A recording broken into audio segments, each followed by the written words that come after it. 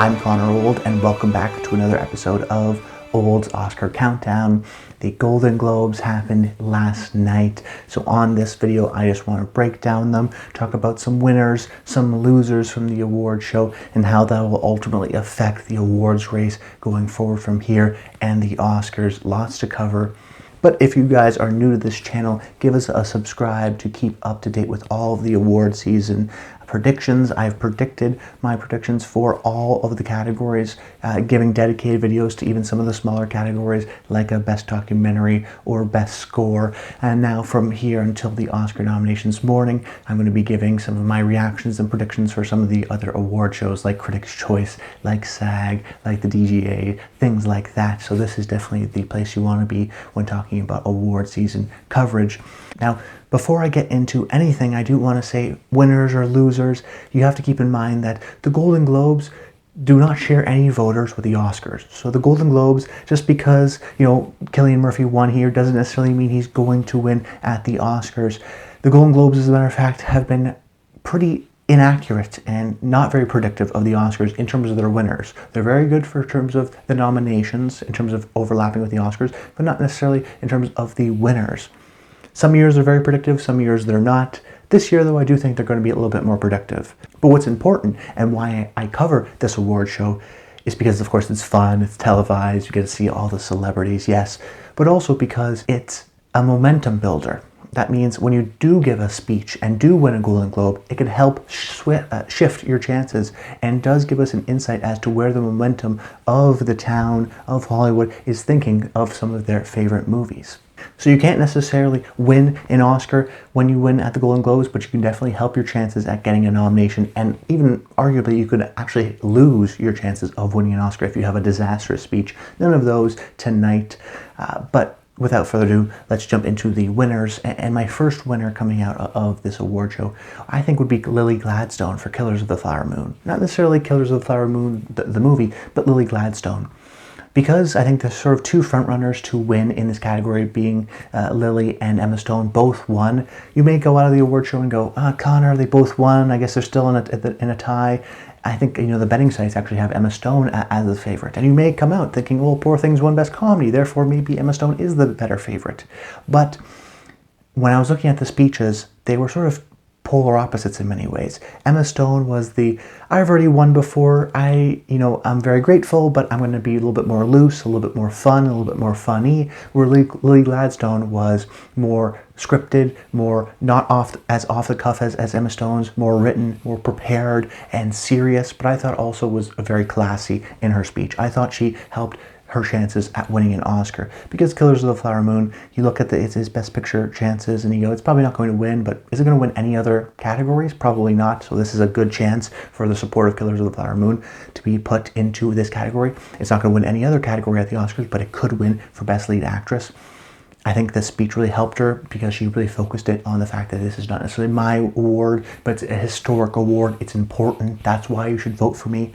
And at the end of the day, it was fun versus heart. And oftentimes when we see the sort of fun, loose person versus the person who is really passionate and tries to make it serious and give a lot of heart, the Oscars actually like the performance that gives sort of the heart and that element. Just look at someone like Brendan Fraser last year or Ke Huy Quan last year. They were all about, oh my God, I'm so thankful. This is amazing. You don't know how much this means to me. And the Oscars love that stuff. And I think Lily Gladstone was a very classy, very prepared, but well-intentioned and well-written and well-presented speech. Definitely sort of positioned herself as, I'm the important choice. I'm the historically important choice.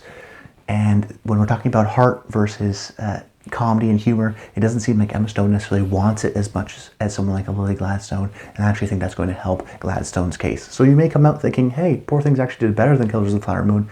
Wouldn't you go with Emma Stone to win for Best Lead Actress? I'm going the opposite. I'm actually a little bit more confident that Lily Gladstone, based on her excellent speech, will win Best Actress at the Oscars. Then my other winner is Anatomy of a Fall, which I think is really the big winner of the night. I didn't predict it to win anything. It ended up winning 2 Golden Globes. The biggest surprise winning, ultimately, the Best Screenplay category, because I think a lot of people had Barbie or Poor Things. It winning here was definitely a surprise. And even it winning in the Best Non-English Language Film category is a surprise, because if you just look at their nominations, you know, Celine Song was nominated for Best Director. Therefore, theoretically, and Justine Triet, the director of Anatomy of a Fall, was not. So therefore, theoretically, you would think Past Lives would be a more well-liked movie within this group, and therefore it would win in this category. So the fact that Anatomy of a Fall won in screenplay, but also particularly in the non-English language film category, what does that indicate to us? It indicates to us that there's been a shift, in taste and momentum from the nominations to now. Because during the nominations, they liked Past Lives more. That's why they nominated Celine Song for Best Director. But now they like Anatomy of a Fall more. Gave it screenplay, also gave it the non-English language film category. And then also what's important is Justine Triet was able to speak in both instances for both the awards. So when you think of Anatomy of a Fall, you think of her. So what does that help in terms of its chances for the Oscars? Well, screenplay, of course, it won here, so I think it's definitely going to get nominated for Best Original Screenplay. The film, I think, is going to get nominated for Best Picture. Not everybody had it in its 10. I think it's definitely going to get in. It won for screenplay. It won international film. So that's, you know, two big instances here and categories. Sandra Hüller got nominated here, so I think she's also going to get nominated at the Oscars. So no real big surprises there. I think for a lot of people, they didn't have her in their Best Director lineup. I've always championed her ever since my first video. I've been talking about how I think Jonathan Glazer and Justine Triet will get nominated for Best Director. And I think that's still the case, so I wasn't necessarily surprised by its wins, and actually nothing really changes for me in terms of my Oscar predictions. If you want to be, you know, bold, you may say, well, actually, maybe this is going to win for Best Original Screenplay over a movie like The Holdovers, for example. I'm not necessarily ready to go that far, but this is definitely a contender. But well, for me, I guess the big takeaway for a lot of you is, if you don't have her in her Best Director 5 lineup, I suggest you should. She won for screenplay here. She got two great chances to really, you know, be out there and notable and give her speech and be known as a great, you know, creative person and a great filmmaker. And the Academy has been really appreciating international directors as of recent. Every year there's one sort of surprise international nominee. Justine Triet could be that, but also could be Jonathan Glazer as well. Anatomy of a Fall was a big winner from tonight. Then my final winner of the night has to be, of course, Oppenheimer. I think a lot of people, the betting favorite was to go with Bradley Cooper for Maestro in the Best Lead Actor category. I had predicted Cillian Murphy, so I wasn't necessarily surprised at that win, but I know that was not the going betting favorite. Really, it's, I think, you know, not necessarily the Best Actor race is over. I still think Bradley Cooper could win for Best Actor at SAG, but this was definitely a knock against him because of this group is more preferable and has awarded these kinds of flashy, showy, transformative performances that Cooper does give in Maestro. So the fact that they did go with Cillian Murphy is almost more indicative of they really like Oppenheimer. So they gave Cillian, they've got Robert Downey Jr., even something like score or drama. It's a big winner tonight, not necessarily because it overperformed, aside from Cillian Murphy, but because it got everything it's supposed to. It was supposed to get drama, it got it. It was supposed to get score, it got it. And then even when Nolan won his award, at the end, it was a standing ovation. It was this big, really well-done speech as well, I thought, by Nolan. But then you see the room, and everyone's standing up and clapping, and that's the kind of moments you look for these award shows. Yeah, they gave it the award, but were they really passionate about him? And they were. We saw that with that standing ovation. So Oppenheimer won everything it was supposed to, and even more with something like Cillian Murphy. I think it's the clear frontrunner to win for Best Picture. What's going to happen now? Who knows? Because oftentimes the frontrunners, when they get sort of too high up in the frontrunner in the race early on, they get knocked down. So by the time the Oscars happen, they give it to something else. But I still think it's the frontrunner to win. I still think it will win Best Picture at the Oscars, because what's the number 2? Is it The Holdovers? It didn't get nominated for screenplay at the Globes. You know, is it Poor Things? Well, it lost screenplay at the Globes, even though it won comedy and Emma Stone. You know, what is that number 2? Barbie, disappointed, so that's not it. It's kind of tough to really pick out what the number 2 is, so I think it's going to be Oppenheimer kind of by default because of that director love, because of those 2 acting loves, and then also the below-the-line support, like in this show for Best Score.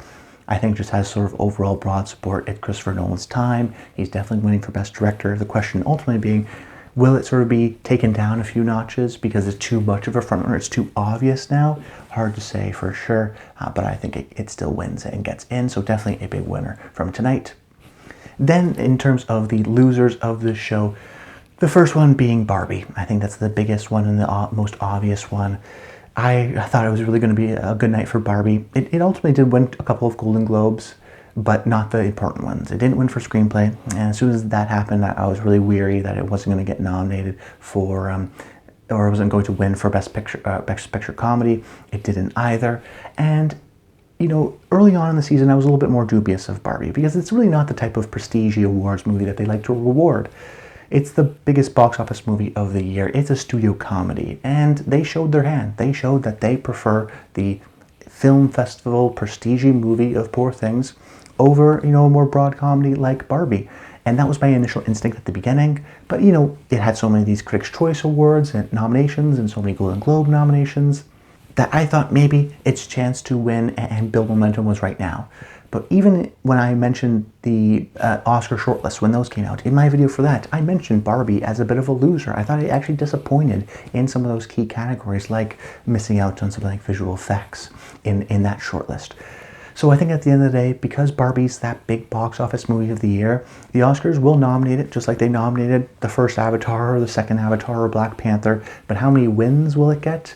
I think I'll get in for Best Song, but, you know, I don't know how many more outside of that. It's definitely going to get a lot of nominations.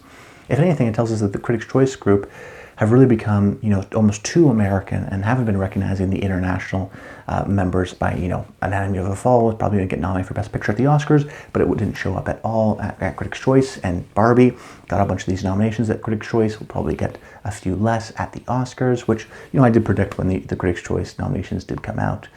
But it's not because Barbie is necessarily a bad movie or that it won't get a bunch of nominations at the Oscars. I still think it will. The big question for us was, well, is it going to win in something like screenplay now that it's been adapted? I'm not necessarily so sure. I don't really think so. Is Greta Gerwig going to get nominated for Best Director? I've never really believed that, and I don't think she does. Because at the end of the day, because you don't win screenplay, because you don't win Best Film Comedy, you only have, like, what was it, 5 seconds that Greta could speak during the Best Box Office Achievement Award. So you don't get that big viral moment where she can thank her cast and crew and talk about Barbie was a dream project for her. They didn't really sort of get that moment. They didn't really get that kind of a speech. They weren't the big winners of the night, so that hurts their momentum. And when we're talking about that in terms of things like, you know, Greta Gerwig getting a nomination or it winning for screenplay, it really needed, I think, that opportunity and that platform to say something with a speech at this award show. So the fact that it didn't get in there does concern me of its overall chances and its overall nominations that it's going to get come Oscar morning, and also Oscar wins come Oscar night. And then my other loser to cap off this video would be Spider-Man Across the Spider-Verse. The Golden Globes Best Animated Feature category quite frequently overlaps with the Oscars Best Animated Feature winner. 8 out of the last 10 Golden Globes winners also won at the Oscars. 4 out of the last 5 years, the Golden Globe winner also won at the Oscars. So the fact that this lost, even though it is the Oscar favorite to win in this category, is notable. Now, we can easily, I think, kind of write it off, this win of The Boy and the Heron, and you can go, well, you know, Toy Story 4, and that was an animated sequel. It didn't win at the Globes, but did end up winning at the Oscars. So, you know, Spider-Verse is going to do the same here. They just didn't want to nominate an animated superhero sequel. They wanted to go with the more creative movie. Hey, that totally makes sense.